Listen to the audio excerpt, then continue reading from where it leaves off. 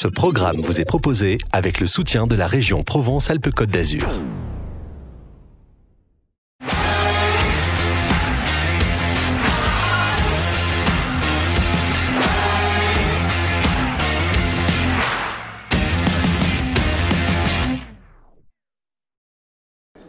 Avec Patrick Siry donc, et P-Factory qui aujourd'hui au Salon des entrepreneurs met en avant un certain nombre de sociétés que vous soutenez, Patrick, à la fois sur le plan financier, sur le plan de l'accompagnement.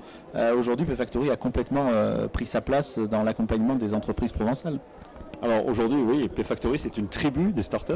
On est une grande tribu, on est 80 startups. Et la tribu, c'est pas que les startups en fait, c'est aussi les gens de P-Factory qui les aident. Et c'est aussi nos actionnaires qui financent et qui sont prêts à mettre leur denier, comme on dit, dans ces startups. Et effectivement, ce qu'on apporte, on les fait grandir, ces startups, et ce qu'on leur apporte, il y a deux choses clés pour une startup. C'est trouver du chiffre d'affaires. Donc on les aide effectivement à se développer leur chiffre d'affaires par le réseau, et aussi du financement. Parce que aujourd'hui, si on veut croître, et si on veut croître rapidement, et si on veut que ça soit une barrière à l'entrée par rapport aux autres, il faut qu'elles aient des sous pour se développer plus rapidement. Donc on les aide aussi à trouver des financements, donc du chiffre d'affaires, du financement, et grâce à notre réseau, pour aller plus vite et pour aller plus loin, bien sûr, et pour les pérenniser.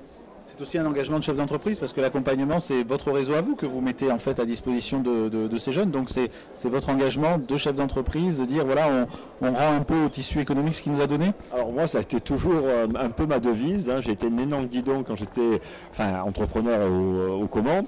Et effectivement, aujourd'hui, depuis de nombreuses années, à travers mes mandats, à travers les différentes, la Chambre de commerce, l'UP et aujourd'hui P-Factory, parce que je considère que c'est un mandat, on apporte, on redonne un peu à la société ce qu'elle m'a apporté pendant des années, parce que je pense qu'aujourd'hui, si on veut que notre territoire demain matin soit riche, c'est-à-dire il lui faut des startups, il lui faut des startups qui deviennent des PME et éventuellement des ETI, qu'elles embauchent et on aura de l'emploi, on résoudra le problème de l'emploi. Et il faut qu'elles restent dans cette région parce que moi je suis attaché à ma région, c'est une belle région et pour qu'elle se développe, il va falloir des entreprises qui se développent aussi, quoi.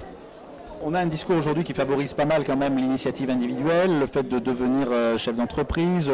On parle, même si ça bouge toutes les 5 minutes, du statut de l'auto-entrepreneur. Est-ce que pour vous, n'importe qui peut devenir aujourd'hui chef d'entreprise ou est-ce qu'il faut quand même avoir, malgré la qualité après de son réseau, de son accompagnement, des qualités propres? Alors, moi j'ai tendance à dire, et je vais faire une phrase un peu choc, que l'emploi est mort, vive le travail. Ça veut dire, c'est vrai qu'il y a une notion d'auto-entrepreneur qui naît et qui va de plus en plus se développer et ça il ne faut pas le nier, il ne faut pas le cacher aux gens et aux jeunes d'aujourd'hui.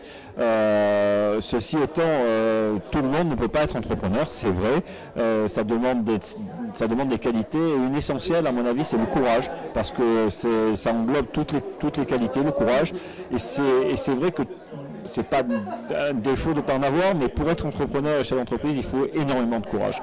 Et effectivement, ne se développeront que les chefs d'entreprise qui en ont énormément. Ceci étant, le statut d'auto-entrepreneur n'est pas un statut dévalorisant parce qu'il permet effectivement de se développer aussi et c'est une autre façon de travailler aujourd'hui par rapport à un travail stable, d'emploi. La société change, l'emploi aussi, quoi, bien sûr, bien sûr. Beaucoup d'entreprises que vous soutenez vont sans doute être vendues parce qu'elles sont dans des activités où il va y avoir des gens plus gros qui vont être intéressés par ces activités-là. Ça vous paraît moral, ce genre de choses? Vous vous attachez plutôt à vous dire on va aller soutenir et accompagner des entreprises qui peuvent être pérennes, qui peuvent se développer toutes seules ou si les gars arrivent à se vendre au bout de 2 ou 3 ans, ça vous intéresse quand même?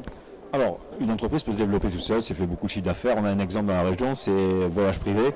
Bon, Voyage Privé, il ne s'est pas vendu, il se développe tout seul, il fait du chiffre d'affaires, il gagne de l'argent, ils sont actionnaires, et c'est les deux toujours, c'est le même actionnariat depuis le début. Et ils ont fait rentrer personne. Ceci étant, bon, c'est un peu une exception. Dans un marché où effectivement il n'y a pas trop de barrières à l'entrée, la seule barrière à l'entrée, c'est la croissance rapide. Et la croissance rapide, ça passe par des capitaux ou par des industriels qui vous rachètent parce qu'ils sont dans votre univers. Et moi, je vois ça, il n'y a pas de honte à être racheté.